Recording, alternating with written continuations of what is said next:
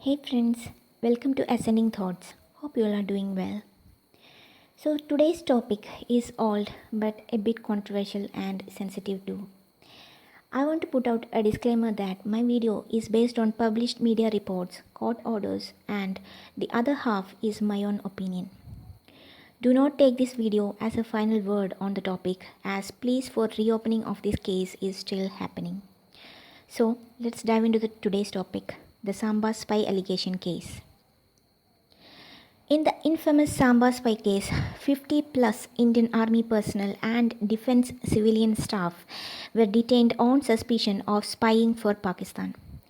The arrests occurred in Samba, Jammu between August 24, 1978 and January 23, 1979. The Indian Army and its intelligence services were in charge of the arrests, which were based solely on the information provided by two alleged Pakistani spies who had served as gunners in the Indian Army, namely Sarwan Das and Aya Singh. The Directorate of Military Intelligence (MI) ordered the arrest of personnel who served in the 168th Infantry Brigade and its subordinate units in Samba on suspicion of espionage for Pakistan. Almost every military personnel in the brigade were either questioned or involved in the investigations. 11 civilians who had worked in the Samba sector were among those arrested, along with a brigadier, 3 lieutenant colonels, multiple majors, captains, JCOs, NCOs, and soldiers of various grades. When this mass detainment happened, the issue came to light in the Indian press. The accused men's admissions of selling intelligence to Pakistan's Field Intelligence Unit, and they later went on to claim that their admissions were made under duress and torture and were completely false. As time went on, senior military and intelligence officials expressed their suspicions that those men were actually innocent. However, a Supreme Court decision in 2014 formally stamped the men as spies, leaving them without any chance of having their names cleared and their honor restored. All of the individuals on the evening of January 2022, 1979 were requested to report to the office right away via phone were not seen again for a while. Scores of officers' wives were given their husbands' belts and berets the following morning. Additionally, the army claimed that they had no idea where these officers were or that where they were detained. Nobody knew what had transpired for weeks. However, the entire nation was shocked with the news when it finally broke. The scale was unthinkable and unparalleled. The nation was rocked by the army's discovery of so many spies within its own rank. In the ensuing commotion, the incident became the Samba spy scandal, known after the little town 40 kilometers away from Jammu, where the majority of men were taken into custody. Following the initial praise for the army for breaking such a large espionage ring, concerns began to emerge from all sides. Was it possible that so many men of same brigade were actually spies?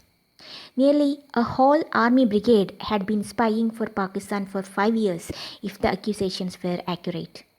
Was this even realistic?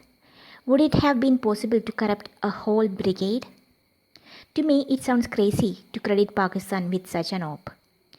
In Delhi, meanwhile, the wives of detained officers and personnel staged a dharna in front of the home of Defense Minister at the time to protest the abuse and torture of their husbands. On the excuse of national security, however, the army kept silent, and an increasing number of citizens started to see unsettling inconsistencies in army's behavior. Finally, Havildar Ram Swarip's tortured body was dumped outside Delhi cantonment, and the whole incident took on a malevolent turn. Almost all of the accused officers, JCOs, NCOs, were subjected to brutal physical and mental torture by the army intelligence in charge of the case. The men in the courts later stated that they were tortured mercilessly to extract lies from them. So the nation was confused. Were the soldiers actually being honest? Was Indian Army actually lying to the nation? The civil judges had long refused to help in or even step in, and the army was staying silent. Despite an appeal by a number of officers and their spouses to Delhi High Court for a review, the court ruled that the army's conduct were beyond its jurisdiction. After being found guilty of spying by an army general court martial, some soldiers received lengthy personal sentences ranging from 7 to 14 years of rigorous imprisonment. Others were fired in accordance with Army's notorious Act Section 18, which permits termination at the pleasure of sovereign. As a result, the army would have escaped without ever having to explain the whys and hows, even though there were many signs that justice has been outright denied. If prima facie malafide had not been proven, Section 18 of the Act might have been challenged, according to a 1994 ruling by Supreme Court Justice Sunanda Bhandare.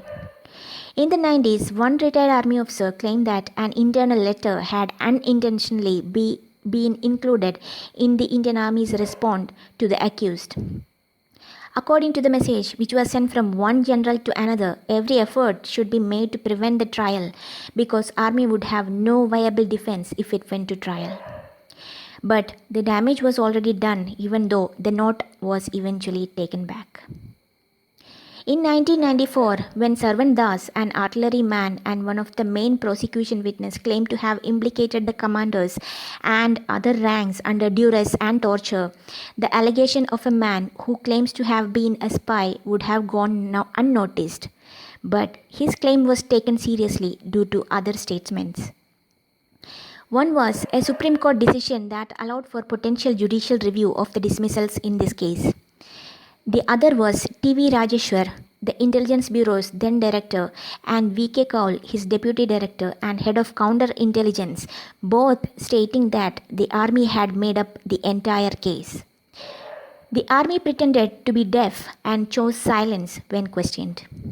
V.K. Kaul, the deputy director of IB at the time and leader of an intelligence team, looked into the issue and he said that it was a mix of lies and fiction that could not be believed without strongest evidence, and according to him, there was no evidence at all.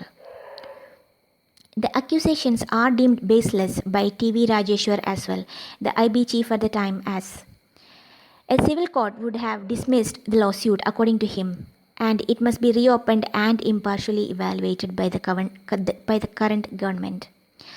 Under the leadership of Major N.R. Ajwani, an accused in the case, as well as a former officer in the Judge Advocate General's branch, who became an accused in the case, ironically, when he sat on the court martials in the Samba case. He was randomly added to the spy list only because he had dismissed a Jawan's confession in one of these court martials because he suspected it had been forced. He alleged that two military intelligence officers made an effort to talk him out of it. When they couldn't change his decision, he was also accused of being a Pakistani spy. This sounds absolutely crazy to me. Then Major Ajwani was discharged from the army, but Captains A.K. Rana and Rathore were sentenced to prison. The entire case is a complete mess because it was founded on Aya Singh's accusation that Captain Nagyal was the one who started the spying op, yet Captain Nagyal was later exonerated by another court-martial. Brigadier T.S. Grawal, who oversaw the Army's inquiry into the matter and was the Deputy Director of Military Intelligence at the time, is one of the individuals Captain Rathore names as one of his chief tormentors. 6 Jawans and JCOs were also imprisoned. It's interesting to note that both Rathore and Rana were commissioned as officers in 1969 after having served in the army as Jawans. After 2 years of intelligence gathering, they both served as intelligence officers in Samba. The Samba case's timeline, in which the suspects were charged with spying from 1973 to 78, further heightened the tension as the similar accord had just been signed and the Pakistanis were still bitter about the 1971 war defeat. Then there is the matter of honor. Many of the accused prefer not to have their identities mentioned or their addresses revealed. The majority have severed all ties to the past, according to the media. The case's facts make it nearly implausible in many ways. On the night of January 11, 1976, Rathore is supposed to have brought Captain Rana to Kandral Post, an alleged Pakistani garrison. However, along with 22 other officers, Captains Rana and Rathore were attending a party that day. Again, the other problem is that Kandral Post is an Indian post. So, how can Captain Rathore take Captain Rana to an Indian post, and how can Pakistani agents Khan and Mahmood be inside Kandral Post in India with money and rewards in exchange for info? When the basis of the case itself is faulty, how are the personnel found guilty? The case was further divided into two parts, the military and the civilian part. While the civilians got away with lenient punishment, the army severely punished its personnel. The army lacked a solid defense and chose to terminate the services of 2 JCOs and 12 officers under Section 18 of the Army Act, which was created during the British Raj. Such terminations could not be challenged in the court at the time, but can be done today. The specifics of the case will prove the army is malafide in addition to Das's declaration. They invoked Section 18 when they were unable to get sufficient evidence to even hold a pre-trial or what is known as a summary of evidence. Sarwan Das revealed later on that the sheer nonsense of the entire procedure in an interview conducted in 2016. The only thing that the military intelligence officers sought from him during those years of torture was to incriminate other officers and Jawans in the case. All those officers sought were falsehoods.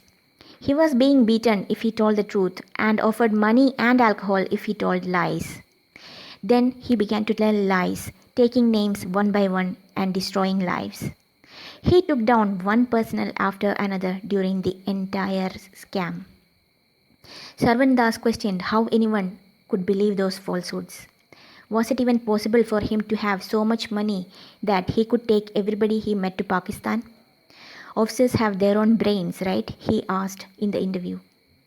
In addition to gunners Banarasi Lal, Babu Ram and Sri Ram, Das additionally named the unit's officers Captain R.G. Ghalawat and Naib Subedar Daulat Ram. Ghalawat later died due to heart attack. Aya Singh named Captain R.S. Rathore and Captain A.K. Rana. It was all a fixed game. Sarwan Das claims that the General Court Martial wrapped up the trial in a single day and sentenced him to 7 years in prison for desertion, but not for espionage. The civil judges could have given these officers some justice if they had read this interview before giving the decision in 2014. The Supreme Court's decision constituted a mockery of the rule of law. In 2014, the 3-judge Supreme Court bench overturned the Delhi High Court ruling, saying that the appellants, that is the central government, had substantial arguments that the High Courts, in rendering the judgment dated 21/12/2000, overlooked.